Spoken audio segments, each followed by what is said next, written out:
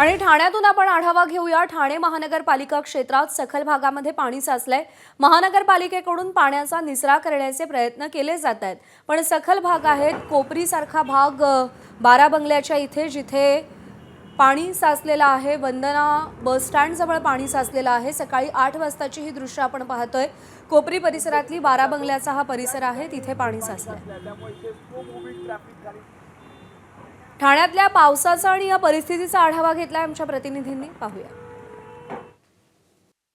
हवामान विभागाने ठाणे शहर आणि एमएमआर रिजनसाठी ऑरेंज अलर्ट दिलेला आहे आणि रात्रीपासूनच ठाणे शहरामध्ये अधूनमधून मुसळधार पावसाच्या सरी कोसळताना पाहायला मिळतात। आपण जर सद्यस्थिती बघितली तर पावसाचा जोर काहीसा कमी झाला असला तरी ज्या मुसळधार सरी अधूनमधून कोसळतात त्यामुळे सखल भागामध्ये पाणी साचलेलं आहे। कोपरीचा हा सगळा परिसर आहे।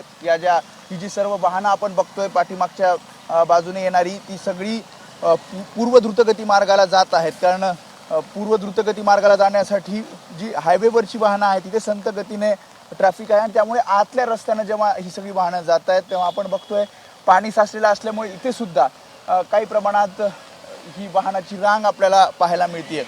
इथे आपण बघतोय पाण्याचा निचरा तातडीनं व्हावा यासाठी पंप लावण्यात आलेले आहेत। पंपद्वारे या पाण्याचा निचरा करण्याचा प्रयत्न केला जातोय, मात्र मुसळधार सरी जशा कोसळत आहेत तसं सखल भागामध्ये पाणी साचलेलं पाहायला मिळतंय।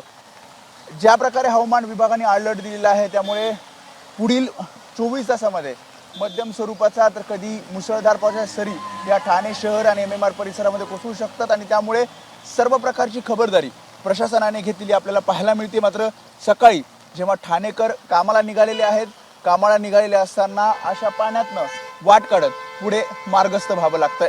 कॅमेरामॅन विनय राजभर समेत वेदांतने एबीपी माझा ठाणे।